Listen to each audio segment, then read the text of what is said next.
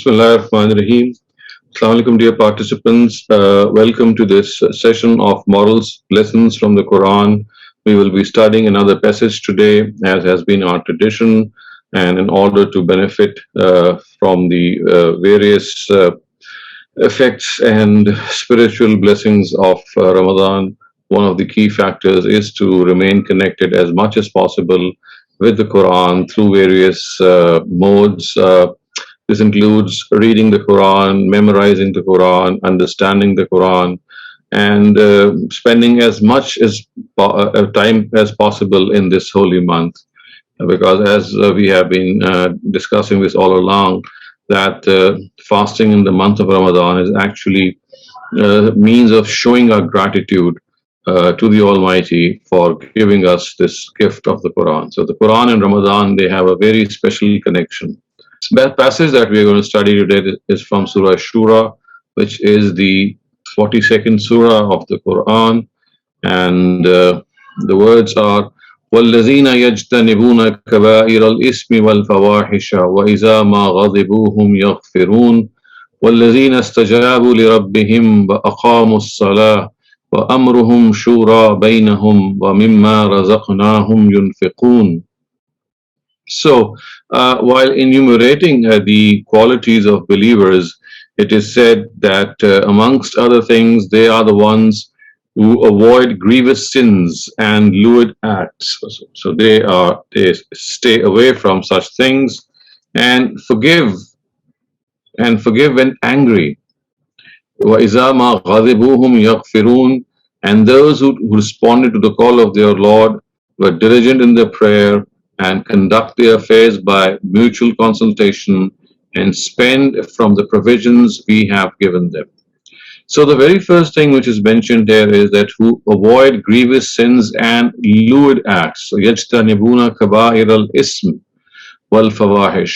So one of the foremost things which believers do is that they stay away from these major sins. And of course the Quran at various instances has enumerated these grievous sins, like for example, the worst of all these major sins is polytheism, associating partners with God, and this is something which was rampant in Arabia, the land in which the Quran was revealed, and hence we have so much in the Quran which deals with polytheism.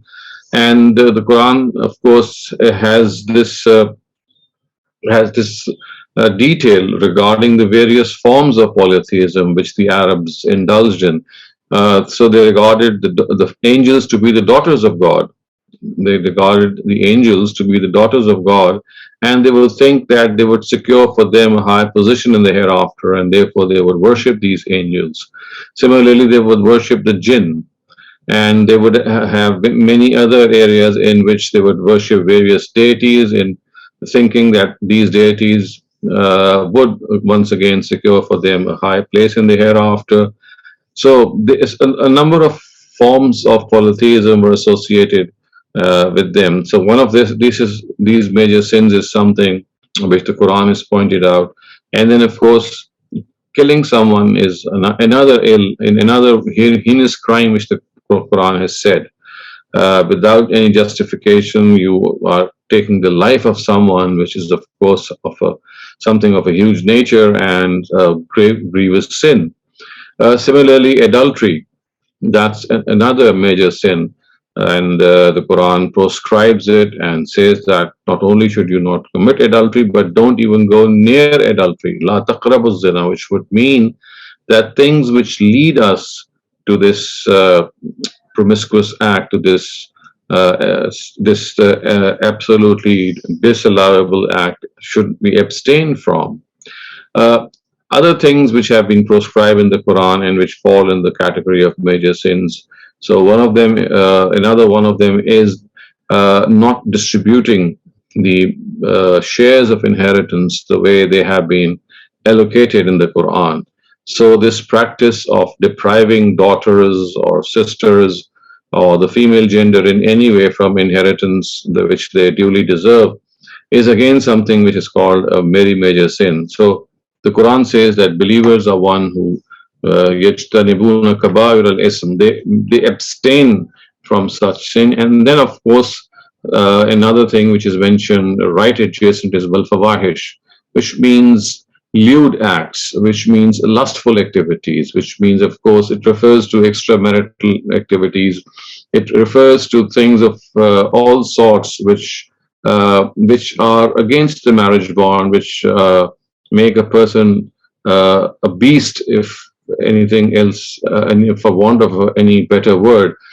These beastly activities, these savage activities in which you might indulge in sexual activities with animals, for example, or with, as is the case, that there are a lot of deviations, a lot of distortions in human nature, and you find necrophiles and we find pedophiles and all such areas in which people indulge not only in this activity in a way that is prohibited, but it is utterly, I mean, you feel it's such an obnoxious activity that you feel such great revulsion. So it is specially outlined that believers are ones who abstain from these activities. يَجْتَنِبُونَ كَبَائِرَ الْإِثْمِ وَالْفَوَاحِشِ. And then the Quran says, وَإِذَا مَا غَضِبُوا هُمْ يَغْفِرُونَ. And they forgive when they are angry. So, of course, this is something which is, this requires a lot of self-restraint. It's difficult to forgive people for wrongs that they have done, for mistakes that they have committed.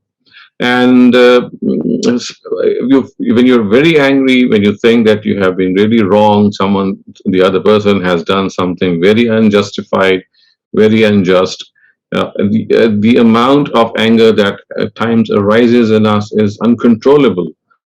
But you see here, it is here that you have to control our anger. And the Quran is saying that, well, forgiving someone when you're calm is obviously something that is much more easier. But a much more difficult thing is to forgive others when you are really angry at other people and you are justified in your anger. And you know that this anger is not going to lead you anywhere, but maybe forgiving that person and making him realize or her realize how bad a thing that has been done. And forgiveness might change the heart of that person. This is absolutely, I mean, it's an onerous task. And unless you have that self-discipline, unless you have a lot of self-restraint, unless you really think that you're forgiving a person for the sake of God Almighty, you don't have the courage, you don't have that will or the motivation to forgive people. So we've also discussed this narrative a number of times, that the Prophet is reported to have said that a person who is strong is not the one who defeats his enemy in a duel, but a person is strong when he overcomes his anger. So strength of your character is directly proportional to the strength of restraining your anger. And we have to practice this a lot, because you see, each one of us goes through this phase, and anger management is a science in itself. It's an art in itself. And we must learn this anger management, and we must also teach our younger ones that how anger can play havoc. And if we are able to control it at the right instance, then and it can result in outstanding benefits for everyone. And of course, this is something that is worth a try, and not only worth a try, it's worth to be taught and learned at the same time. So, وَإِذَا مَا غَضِبُوا هُمْ يَغْفِرُونَ. And then the Quran says, وَالَّذِينَ اسْتَجَابُوا لِرَبِّهِمْ. And they are ones who responded to the call of their Lord, which means, of course, when the Almighty called them to righteousness. Remember, this was the time when the Quran was being revealed, and to respond to the call of the Almighty, to respond to the Prophet himself, and that too in a way that you would leave your religion and accept a new religion. It was like giving up polytheism and accepting monotheism. One can well imagine that in the Arab society, this was a huge thing to do, and it would more often than not entail a lot of physical punishment. A person would go through a lot of physical punishment, and we have stories of Bilal, we have Ammar bin Yasir, radiyallahu anhum ajma'een, who simply because they left their religion and they thought that, well, God is one, and we are not going to tolerate anything other than that, is something which at times went as far as such persecution that people were killed for it. We know that Ammar bin Yasir anhu was shred into pieces. All his four limbs were tied with camels, and they were made to run in opposite directions. And you can well imagine what happened to his body. But he did not give up, and he said that if I have professed faith in one God and given up multiple gods, then this is what I'm going to stand for. So, وَالَّذِينَ اسْتَجَابُوا لِرَبِّهِمْ, they were the ones who responded to the call of God. It's much easier in today's times to respond to this call. For example, it might need a lot of intellectual effort to analyze and understand. But as far as those times were concerned, we have to realize that there were times which it would be virtually impossible unless one was willing to even put one's life at stake. So وَالَّذِينَ اسْتَجَابُوا لِرَبِّهِمْ, and then the Quran says وَأَقَامُوا الصَّلَاةَ, and they were the ones who were extremely devout in their prayer. And this is again something that we have been discussing so many times in these sessions, that how often the subject of the prayer is brought about in the Quran. I'm sure all of you who have this experience of continuously reading the Quran, you've seen how often the subject of the prayer is brought up by the Quran. And the reason is that this is the most fundamental directive as far as one's deeds are concerned, as far as one's actions are concerned. And so you can see that there are two fundamental directives of religion, one which relates to faith and ideology, and the other which relates to practices. So the most important directive regarding ideology or faith is monotheism or tawheed, and the most important directive vis-a-vis the prayer, your practices and deeds, is the prayer. So the Quran has just not said that they offer the prayer. It says they aqamu salat. They are diligent in their prayer. They are always planning their whole day, that where and when am I going to find my prayers, or the place or the time in my daily routine. So all their daily routine actually revolves around this planning. They are extremely vigilant in that. And of course, it goes without saying that they plan their daily routine in such a way that wherever the prayer falls, they're able to offer it in a way that their attention is focused towards the Almighty. So aqamu salah also means that they have complete focus. They are attentive to the prayer. They know that they are going to stand before the Lord of the heavens and the earth and talk to Him.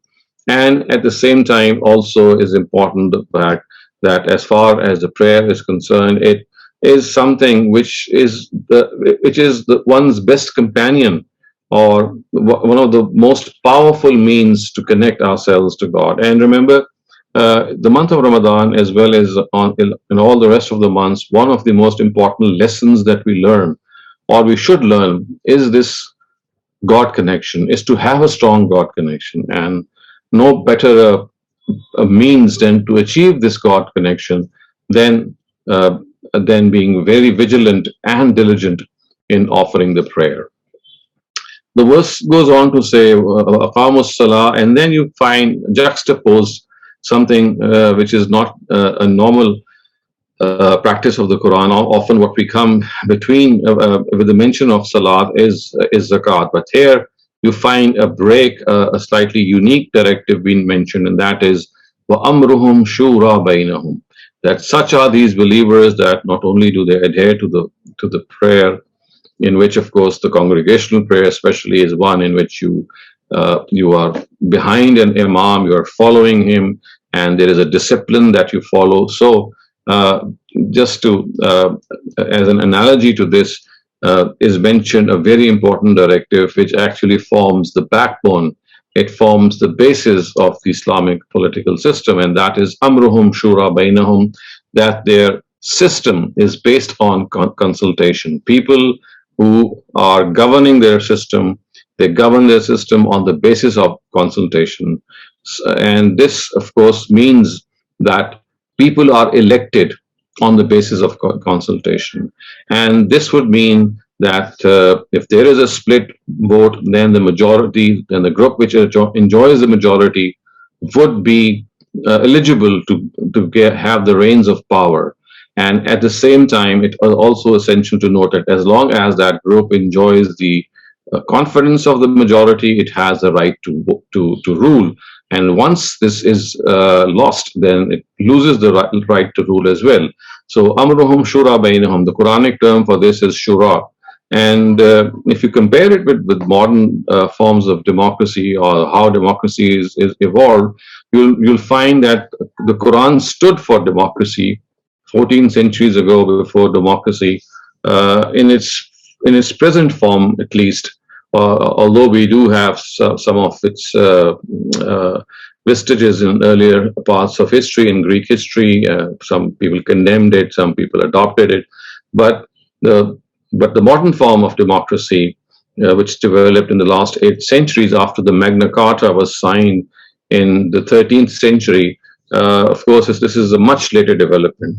Much before that, in the 7th century, the Quran had said that this is the only form of government which is legitimate, which is to be adopted. The will of the people has to be implemented, and this will has to be respected by all. Of course, this is something of a detailed subject, and my purpose here is not to go into much details, or the only thing is that this is an extremely important area that needs more discussion, that the system of governance of Muslims is based on consultation, and if there is a split in this consultation, for example, if you consult people and there are people who have a split vote, then obviously the consequence of this is that those who hold the majority would be the ones who would ultimately prevail.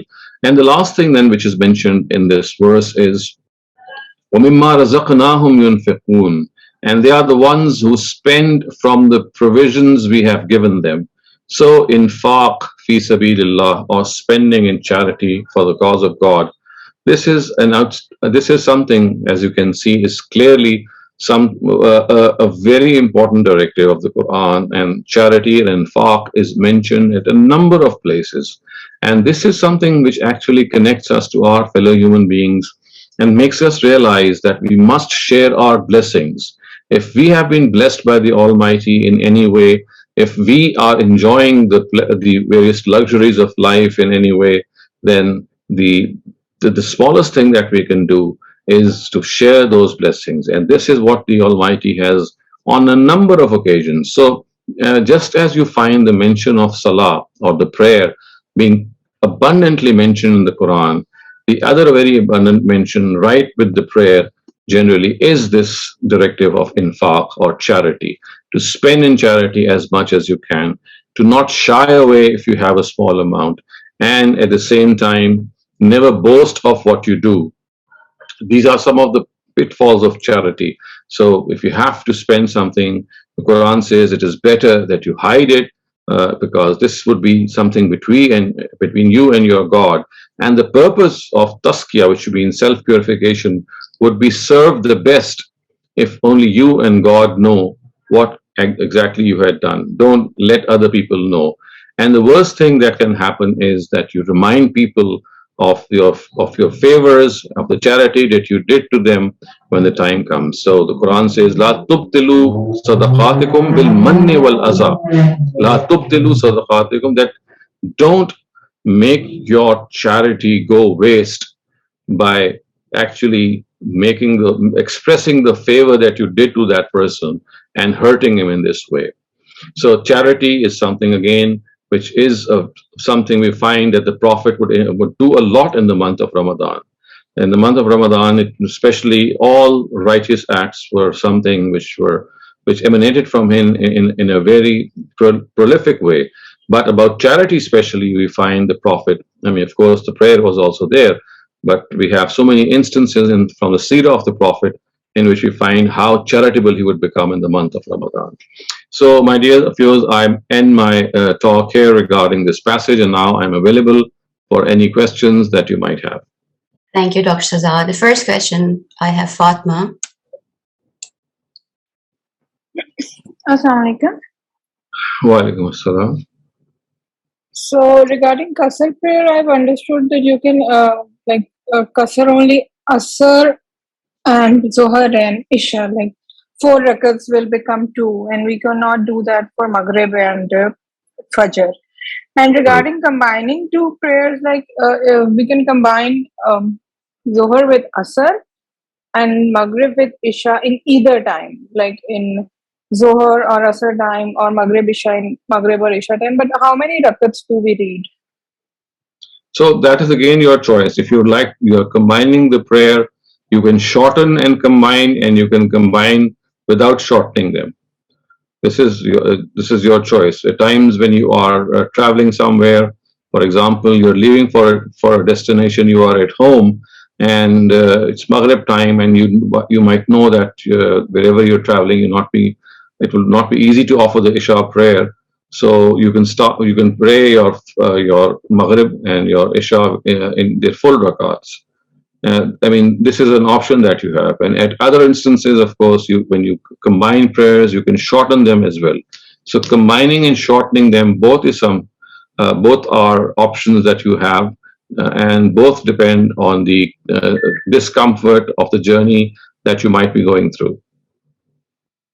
Okay, and also you can offer them in either time. Like for example, Maghrib, you can offer Maghrib Isha, you can offer it Maghrib time or Isha time.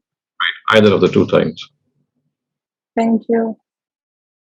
Dr. Shehzad, there's a supplementary inquiry about it, that if people are traveling with their families, intercity travel, and if they would stop, a certain point and would offer salah as a, jamaat, a family offers the salah as a jamaat. So will it be qasr 2 rakas to be offered in congregation or 4?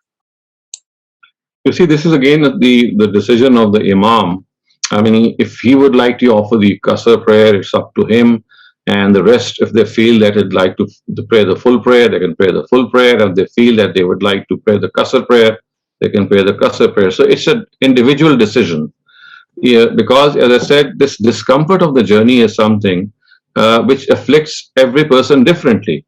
So it could be that the whole family, I mean, they could be undergoing the same discomfort. There could be a few of them who would not be undergoing. So it all depends. And one thing more that I can tell you is that it's not necessary at all to stop the car and do the Jamaat. I mean, if they do it, okay, it's okay. But otherwise, while traveling, you can pray within the car. Wherever and in this regard, the direction of the Qibla would not matter. I have been referring to this verse of the Quran, and you might as well do. I mean, this is one of the verses which is often missed out and neglected in the Quran. It says that while praying for rijalan aw rukbana. So in Surah Baqarah, it is said that when the time of prayer comes and you are traveling, rijalan, rukbana means you're traveling on a transport, whether it's a car or an aeroplane or whatever. You can travel. I mean, you can pray on that transport regardless of the Qibla. And it says rijalan also, which is often, neglected, which means when you are walking, simply walking through, and you would like to pray, so you can offer the prayer while walking as well. So stopping for the prayer is not essential at all.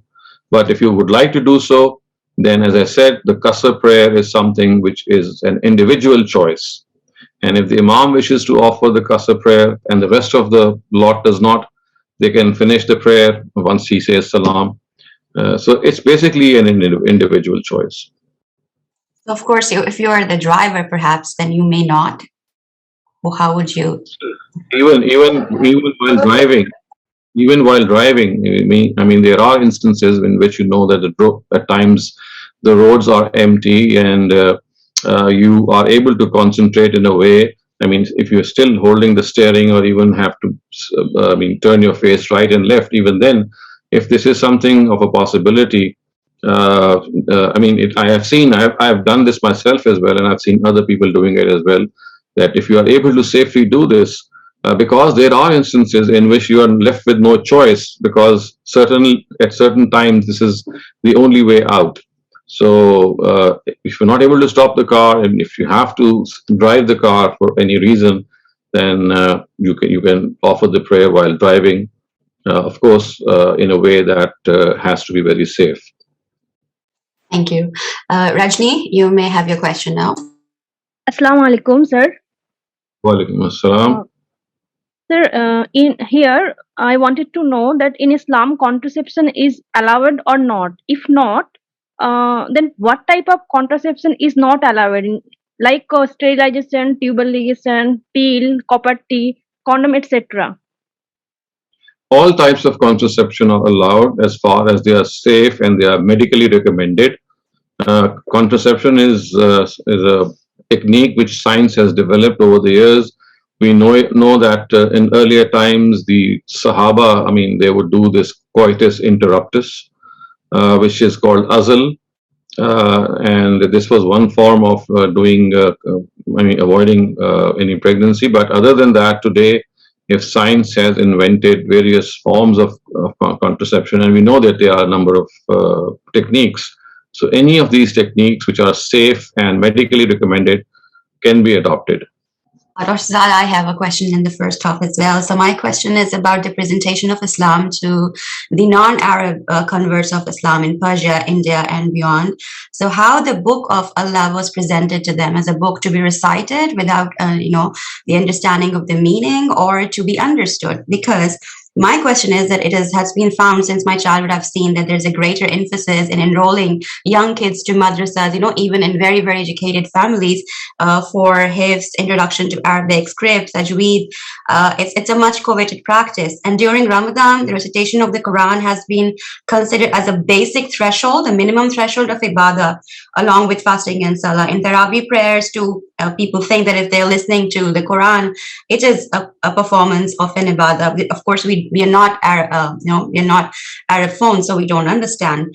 So to me, it has appeared to be lacking in the real purpose of ibadah. It has a devotional element, and people do feel elevated spiritually. I have done it for a long time in my life too. However, a mere recitation of Quran in the Arabic language with proper nuances of articulation, tajweed, pronunciation, do you think it's even a form of ibadah? Because I did think that it was a service for a long time in my life, but now I think, is it even at a level of ibadah during Ramadan or otherwise?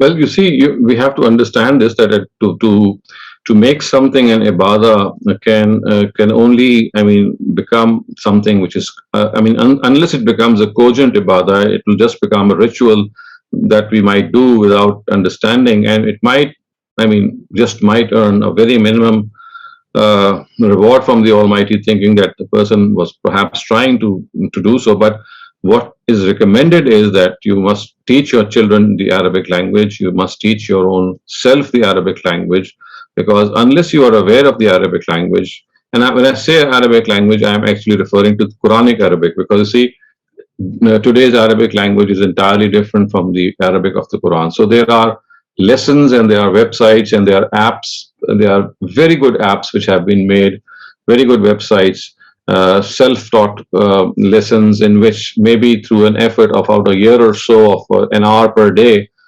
you'll be easily acquainted with the Arabic of the Quran. So I think that one should give much more emphasis to one's children and one's own self, that before the month of Ramadan arrives, and even when it is not the month of Ramadan, attaching ourselves and reading the Quran while understanding it is something which has to be done.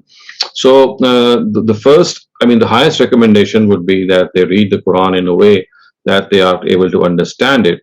Now, when this is not possible, then the second best option is that if you are reading the Quran in your nafil prayers, I'm not saying the farz ones, in the nafil ones, for example, then it is essential that you can, if you hold the Musaf before you, and you can glance through the translation as well, so that it can have some impact on you. And in the third instance, when you are not even reading, you're not even offering the prayer, but you are just reading the Quran, then it is more essential that if you're reading the text of the Quran, then you must read it with a translation. And the fourth level is that if the text of the Quran, for example, if the Nazara Quran is not also at times, people are not very fluent. And not only they are not very fluent, they might even make errors. So if they just read the translation, whichever language they are comfortable in, that would at least be that minimum level in which they are able to understand what God Almighty is telling them. Of course, when I'm talking about this, I'm referring to the fact that they're reading the Quran outside of the prayer. Within the prayer, it is essential to read the Quran in Arabic. But then some other effort can also be done, and the surahs that you read in Arabic in the Quran, you can memorize the meanings of those surahs and connect the words also, so that when you're reading that Arabic in the Quran of that surah, you have some idea of what you are actually reciting. So you see, this is a culture that we need to create, which we have lost over centuries. Our connection with the Quran has gone away. And especially in non Arabic-speaking countries, and even in Arabic-speaking countries, I've seen that it goes through a lot of neglect. So it is a question of how important, how much significant we make this, how much emphasis we make it in, not only for ourselves but for our children as well. This emphasis on understanding the Quran directly, because I mean, everyone who understands the Quran directly while it is being recited will tell you the huge difference it makes and the impact it has on us, because we know what what is going on, and when we are reading, we are listening to the Quran or reading the Quran without even understanding it. It's more of a, as you said, a devotional exercise maybe, but it has zero impact as far as one's understanding is concerned. Thank you so much. Thank you. Shiraz Ahmed, you may have your question now. अस्सलाम वालेकुम शहजाद भाई। शहजाद भाई, ये question मेरी तरफ से नहीं है, किसी ने आपका कुछ दिन पहले कोई लेक्चर सुना था, and that person can not was not able to attend your lecture today, so उन्होंने मुझे पहले ही कहा कि आपसे पूछ लूं। It's regarding the creation process, वो जो सूरह सजदा में वर्स 7, 8, 9 है, जिसमें वेरी क्विकली खलक बदान का वर्ड है नंबर 1, उसके बाद जो नस्ल को संवारना है, नहीं, उसके बाद वर्ड है नस्लाहू, जो उनमें नस्ल की कैपेबिलिटी पैदा की। उसके बाद जो तीसरी चीज है वो सव्वाहू है, और उसके बाद आगे आपको फिर पता रूह फूंक देना। तो वो लड़का मुझसे पूछ रहा था कि शहजाद भाई ने जो पहला वर्ड है उस पे कहा कि ट्रेडिशनल उलमा ने गौर नहीं किया, बदान, दैट्स फाइन, लेकिन उसके बाद जो आगे उनका क्वेश्चन है वो ये है कि नस्लाहू का जो वर्ड है, इज इट टेलिंग अस कि जो भी चीज पैदा हुई है उसमें नस्ल पैदा करने की कैपेबिलिटी है, नस्ल पैदा करने की कैपेबिलिटी नस्लाहू से साबित है और की भी होगी, उसके बाद सवारा गया है और उसके बाद रूह फूकी की है। तो क्या ये नस्लाहू भी ये चीज पॉइंट नहीं करती कि जो चीज जमीन से क्रिएट हुई है वो हजरत आदम डायरेक्टली नहीं थे? ये क्वेश्चन है। I think I received this question directly from that person, and I went at length to answer this person, and I told him that the word nasl here just refers to progeny. Yes, it is like telling us that de facto he was able to produce children for, whatever the human form was created. At first they were created directly out of clay, and later on they had the ability to produce themselves. So the word nasl is nothing but telling us that they could produce children. So he was arguing with me that the word nasl would tell us that the nasl is something which is going to happen over a period of time. And I was trying to explain it to him that the word nasl is referring to several generations, because the Quran says bada khalqal insani min teen summa ja'ala naslahu min sulalatin min ma'in mahin. So summa ja'ala naslahu min sulala means that the people who were created from those humans or humanoids who were directly created from earth, then they were given this ability to produce directly. So the word naslahu is not referring to a series of people or a series of generations. All it tells us that that they had the ability. Now it was not that the earth was producing them or the clay was producing them, because this was the first stage. In the second stage, whatever the humanoids were, they had the ability to create their own children. So so if I understood you correctly, the word naslahu does not necessarily mean that the process has been done. It means the capability has been given to the species, whatever that species was generated from the clay.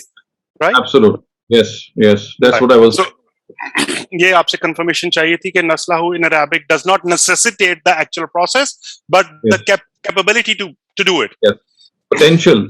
They were given this potential. Potential. Okay.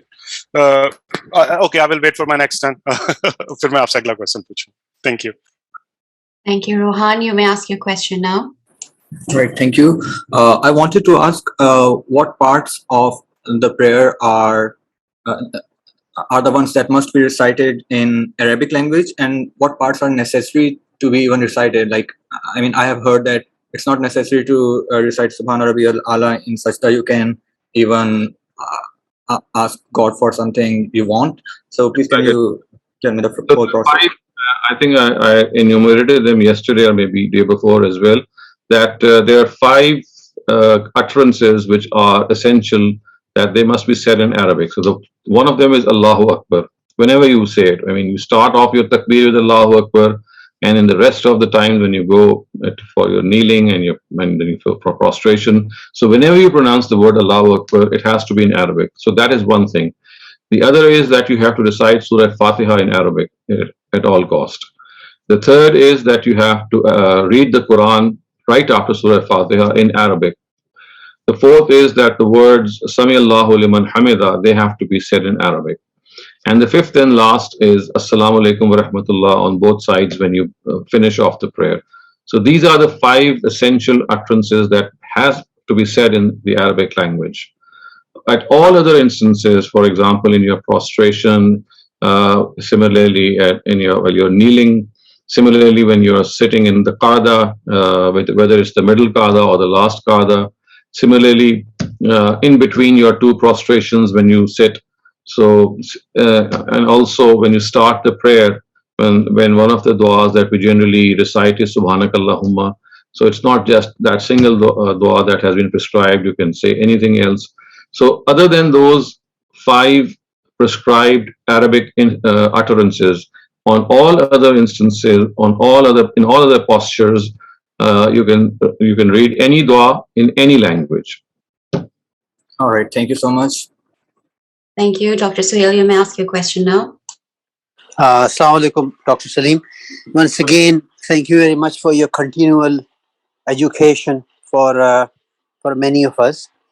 My question is really a few years ago, I think it was 4 or 5 years ago, a very close friend of mine, his 18-year-old son, died from a cancer. Now, that's obviously a very tragic event. These people were Christian Catholics. So this young boy's funeral was in a very grand church, a Catholic church. Now, I've been to many churches across Europe, but as a tourist, but this was actually a proper ceremony. Now, when we went in the church, they obviously had the whole scene set up. There was the choir boys and choir girls singing, the hymns that they have from Psalms and other biblical scriptures. They had the music, they had the piano, they had their priests walking with their beautiful long robes, and there was scented smells and smoke in the church. The whole how they do the funeral prayers and everything, and that creates a huge atmosphere in the trust. And I looked around, and I had many friends in there, and majority of them have been brought up in a Christian background. Quite a few of them become seculars, but still they're indoctrinated as children. And I could see that they were all in awe. They were all in awe of the whole atmosphere. They were mesmerized. And I realized at that very point that I wasn't in awe. I was fascinated. It was such a beautiful atmosphere, but I wasn't in awe. I wasn't mesmerized. I could still look around. I was looking at, trying to understand what the hymns were, looking at the lights, the beautiful atmosphere and everything. I had all my faculties on me, whereas everybody else had their gaze down in an extremely respectful position, like we are in the mosques. And this happens to me when I go to the mosques. Obviously, the bigger the mosque, the better, the more awe or more mesmerization I get from. And I've been to some of the big mosques from Africa to Egypt and all to Turkey and all these places. So my question is, when we approach Quran, we look at Quran as a book that is divine. Nothing can be wrong in the Quran. It has to be 100% accurate. Everything that is in the Quran is right. This is what our starting position is. That's our Aqidah. If we don't believe in that, then we are not Muslim. So that's our Aqidah. When we approach Quran with this huge Aqidah as these Christians had in the church, or I have when I go to a big mosque to do my prayers, how objective can we be in translation, tafsir, exegesis, understanding, if our starting point is that there can be nothing wrong? This is the word of Allah and there can be nothing wrong with it. So how do we bring that objectivity? Because our Aqidah clearly impinges on our faculties of objectivity. I mean, this is obviously a strange question, but I'm just asking for your personal opinion. Well, I think we need to understand that mankind needs to have this certitude and this certainty. There is this thirst for certainty. This is, and when I talk of this thirst for certainty, this is only in religious matters. So as far as the temporal sphere is concerned, as the secular sphere is concerned, this thirst is there and it has created wonders of science. So this thirst has created, on the one hand, those outstanding inventions that we get. I mean, every now and then when we get informed of them, we are amazed and astounded at what has happened. So this is one sphere, and then there's another sphere in which we have religious knowledge and religious curiosity, and that is only something which the Almighty can fill in or give, or the vacuum that is created, or the thirst that is created, is something that we cannot acquire it like through a scientific process. So the thirst for science, the thirst for temporal excellence, is something that we can do through our own curiosity, by our own intellect, and reach to great heights. But you see, man is not mere intellect in scientific inquiry. We have a mind which has metaphysical questions. All of us, we need to have those metaphysical questions solved. And a couple of them is that, where have we come from? Where have we are required to go? What happens after death? And what exactly are we required to do in this world? So I would say that these 4 or 5 very basic questions. They need certitude. And this certitude, of course, in the absence of this certitude, if you study the philosophical history of mankind, if you study metaphysics, the way it has dealt with, you'll find every person having his own say or view. Because you see, these particular questions, we don't have the means to answer them. On the one hand, we have the means to make those scientific discoveries because we are equipped with that. But on the other hand, which is a non-temporal area, which is the metaphysical area, we are not equipped with them. So it is basically those 4 or 5 basic philosophical questions that need certitude. Because in the absence of certitude, we would be pushed to a state of depression maybe, or uncertainty, and we would be always thinking of all sorts of things and not realizing what exactly is our relationship with our creator, whether there's a creator or not, and all kinds of things which are happening in this world, especially the sorrows and afflictions. They would become a thorn in our eyes, and we would not be able to understand them. So I think that what we need to understand is that the certitude that we get regarding certain things, they can be counted on our fingers. And that objectivity, or if you say that lack of objectivity, is actually the need of a human soul. It's like it's fodder. And because you cannot discover the answer for yourself or for your own selves the way you could do in science and the temporal sphere, in the non-temporal sphere, in the metaphysical sphere, in the absence of any such information, our mind would have actually not set. I mean, we would not have been able to be satisfied with the answers, or if that was the satisfaction that if a person would have achieved, it would have been either temporary or something which would again be revised over a continuous period of time. It is only this spiritual knowledge from that side of the world which gives us that certitude, and as a result we become peaceful individuals who can spend a peaceful life, at least mentally and spiritually, in this world. Dr. Salim, I guess what my question was really, how much does our indoctrination affects our objective scrutiny of a religious scripture? A Jew would never read the Quran with the same reverence that I would, because I've been indoctrinated as a Muslim, they've been indoctrinated as a Jew. So we've been doing exegesis of Quran, and millions of us have been doing it for the last 1400 years. Huge amount of work has been done on it. And you have done some work as well. That's why I asked you this question.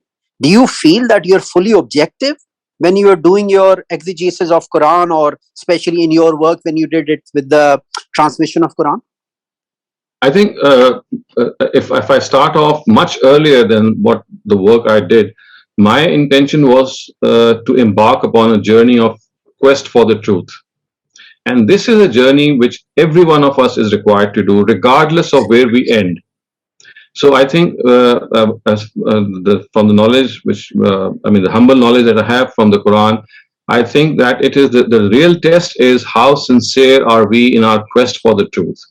So if we embark upon this journey in a sincere way, in a committed way, and never and always review whatever we have thought of in a critical way. So on the one hand, we are endeavoring to find the truth, and on the other hand, we are critically reviewing whatever truth we have discovered, or if other people criticize it. I think this is the basic attitude which is required for not for just a Muslim, for every single person, whether he's a Jew or a Christian or a Gnostic or an atheist. Quest for the truth in a sincere manner.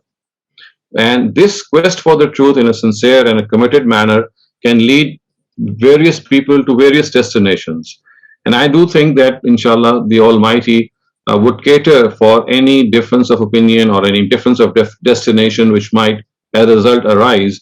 As long as one was sincere in one's quest for the truth, he or she did not deny the cause of his conscience, he or she did not deny the existence of a God, which is something, again, the Quran tells us is part of our human nature. So I think this quest for the truth, coupled with the innate guidance that we have, this is our real test.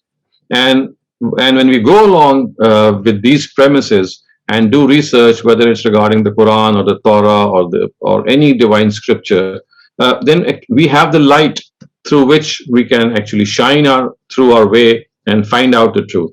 But if the intention is not there to find the truth, or we are lazy, or we are careless, or we are indifferent, or we have, our senses towards these questions, our sensitivity to these questions is not even there, then it is here that the Almighty would, of course, might strictly behave with us. So basically, it's our call of being sincere for the cause of the truth. Thank you, Dr. Saleem. Much appreciated. Thank you. We just have this last question for today. Rafia, Paja, please go ahead. Dr. Shehzad, very often when you're discussing religion, people like to quote hadith. And if you try to argue, but how do you know this hadith is correct? They will say, well, it's from Bukhari, it's from Muslim. And they get quite angry when you say, but is it in light with the Quran? So what is the criteria, or what is the best way of talking to such people who give hadith as much importance as the Quran? I think the best way is not to talk to them. You have to pick and choose your audience. People who give the same weight to the hadith as the Quran, and they are generally people who would not argue on the basis of intellect. They are basically emotionally charged. It is best to just listen to them and ignore what they have said. And you're not obliged to answer everyone. A person who is wise is a person who always picks and chooses the audience, and always picks and chooses what he or she should say or remain silent. But Dr. Shehzad, when they quote like Muslim, Bukhari were very well-known books for hadith, then can you still say, but are you sure it's in line with the Quran? My criteria, it should be in line with the Quran.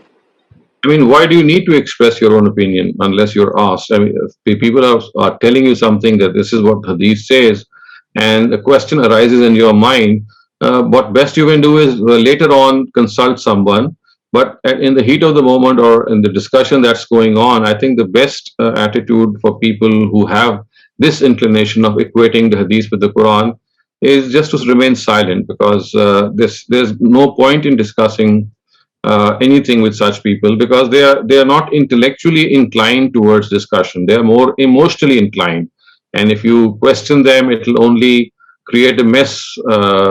I think if you have any experience in this matter, so it's best to just ignore them. I mean, not everything needs to be commented on.